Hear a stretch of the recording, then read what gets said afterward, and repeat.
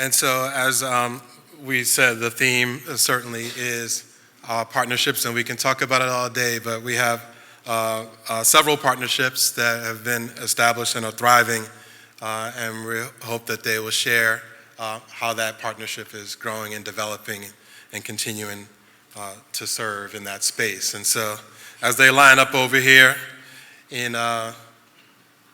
are y'all supposed to march in like this? No, I'm just messing with y'all. Hospitals and schools. Let me give it up for the Hospitals and Schools Partnership. I'm going to give the microphone to Hospitals and Schools. 2 minutes, brother. Greetings, everyone. I am Terrell Burgess, the proud principal of George Westinghouse College Prep, a wonderful high school on the west side of the city of Chicago. And we, you can clap it up for the west side of Chicago. You all see us in news for other things, so we might as well celebrate this opportunity. So we've had a partnership with Northwestern Memorial Hospital in Chicago. And if you know anything about Northwestern, it's a very prestigious university and hospital system in our city.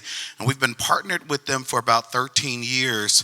And the Northwestern Medical Scholars Program takes a group of our students as in their freshman year, pair them with leading physicians, and throughout the course of their high school experience, they are mentored with the possibility that they will enter careers in medicine or scientific research. And we're excited about what we're doing. We finally have a student who's in a medical program studying to become a doctor. We've had students who become pharmacists, and we've had students that are just really phenomenal people going to highly selective colleges throughout the United States, and it's just been a rewarding experience for our students. The only thing I would add is every program should have a principal like this. Yes. And I would just say that if the culture of the school does not match the mission of your program, it won't work. You do not need to search for the perfect school. All the students deserve your programs. The only way that they will work is when the culture of the school matches the mission of the program that you're trying to create, and every person in his building is there for our students, is ready to clean up when we're done, is ready to help us do everything, and it's because the culture that he's created. So it's been an incredible experience, and we're just so fortunate to work together.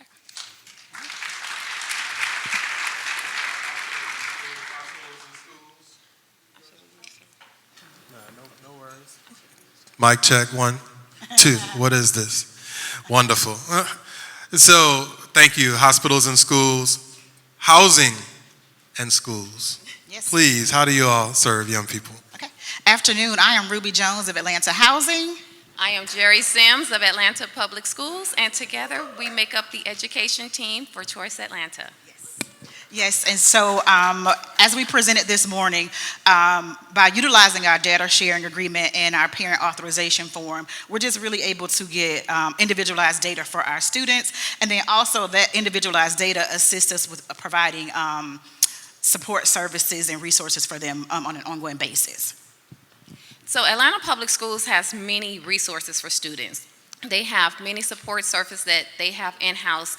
And so what I do, I pull up the students' academic attendance and behavior data. And as we look into summer learning, I then share that information to Ruby. And so Ruby is able to engage the families and provide the enrollment information for those students and those families.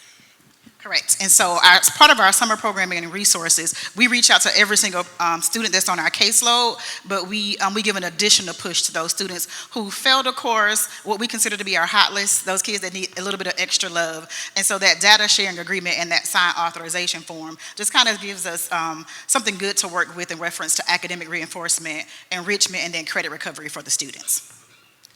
And so during our weekly collaborative meetings, any gaps in support services and resources are addressed because, again, the school system has many support services available, but we want to ensure that we are reaching the students where they have need on their individualized support. So we are identifying any gaps in support services, working with internal and external partners to bridge any barriers and challenges that the students and families may endure.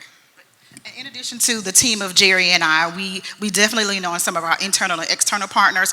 United Way assists us with some one-on-one tutoring, Family First assists us with some counseling, and then our local Boys and Girls Club also gives us some weekend enrichment and some extended day services for our students.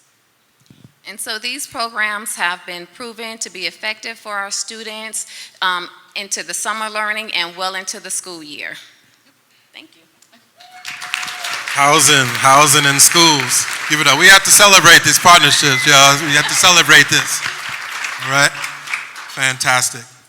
So, libraries and city government are also partners, without question, right? Fantastic. So please tell us how you all partner to serve young people. Thank you. Hi, I'm Christy Estrovitz from the San Francisco Public Library, and I'm with my esteemed partner, Cheryl Davis with the San Francisco Human Rights Commission. So guess what? When school's out, libraries are open. We are alive with activities and enrichment for all ages, but especially youth. And we credit NSLA for inspiring us and informing our work. Thank you, thank you, thank you. We do so much, and it's through our partnerships that we actually get to go deeper in our community work. Our library, since the pandemic, has been giving out lots and lots of free books to build home libraries, promote the love of reading, and foster and instill the access of resources and information. We also have been doing summer for a long time. We have leveled up, and we do this because of our partnerships, specifically with the Human Rights Commission. So we co-curate literacy kits. We provide professional development with the books that are in these literacy kits with an activity created by Dr. Davis, and we give this into our community. We go into the community, and we do this through our partners.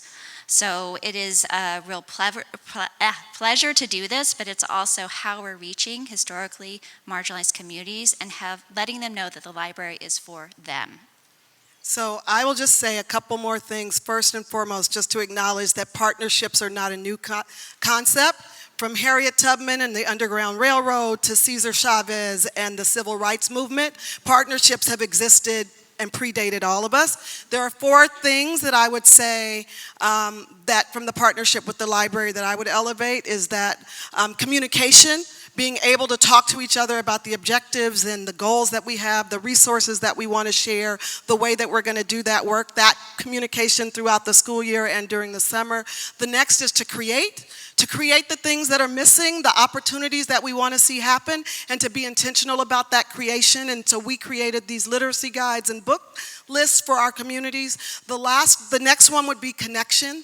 Connecting the resources to the people that need them, not just talking with each other as departments and city government, but really being intentional about who needs what. And then lastly, I would say celebration. That we celebrate the community and doing what the community wants and not what we think we should be doing. So those are the things so that we are building communication, creation, connectivity, and celebration for our community at the center of all of that. Fabulous, fabulous. Interconnectedness in action. Appreciate seeing and feeling that. Thank you. And then camps are creatively connecting with police and law enforcement. So please share with us how your partnership helps to support families. Good afternoon. My name is Lieutenant Lenora Moody. I'm from the New York City Police Department. My name is Christy Coe. I'm the Executive Director of the Fiverr Children's Foundation. Yes. As you know, I've been a police officer for 33 years with the New York City Police Department, and I've seen firsthand how violence and gangs can affect our young people. So I was motivated to make a positive change. So I created the Far Rockaway and Harlem Giants. And I'm excited, this Friday, the New York City Police Department decided to expand our program into the Bronx. Yes. Our program, the core purpose of our program is to provide a safe space for our young people, particularly during the critical hours after school. So this is an all-day, 5-day-a-week program that we provide a safe place for our children to thrive academically, and they have police mentorship every single day in Far Rockaway, Harlem, and now in the Bronx. And we are excited because our young people are thriving academically as well as they are doing better and not getting involved with street violence, which can impact our young people in a negative way. So one of the police officers under Lieutenant Moody's jurisdiction is Officer Andre Jean-Pierre, who's a graduate of Camp Fiver and the Fiver Children's Foundation, as is his twin brother, Jonathan, who sits on our board of directors. So the two of them came to us and said, look, Lieutenant Moody has started this youth mentoring program, and they're looking to create a summer camp experience as a culminating event for the boys. Can we establish a partnership? And we were thrilled to be a part of this partnership. So this past summer, we welcomed 40 boys from Far Rockaway in Harlem to Camp Fiver on our 129-acre piece of property in central New York, and they did all kinds of activities. My two favorites were weaving and environmental education, where they walked in the creek and picked up the crayfish, and every one of the boys wove a pillow that they got to take home. The last highlight I'll mention is that at the end of the experience, everyone receives a dog tag. So the police officers awarded a character attribute dog tag to each of the boys in the program. And as a surprise twist, the boys planned on the side, and each of them awarded their counselor, police officer, with a dog tag too, acknowledging the character growth that they had seen in their counselor during this period. So we're excited for this partnership and hope it can continue. Absolutely. Awesome. Give it up for all of our partners represented on stage. Thank you all so much. We appreciate you. Please remember their faces. Please go and talk to them. Ask them, how did they start that partnership? How do they maintain a partnership, the vibrancy of it en route to getting families what they need? Please go and talk to them. No pressure, you all, but the knowledge is in the room, and we have to make a commitment to leveraging it, so we appreciate you all.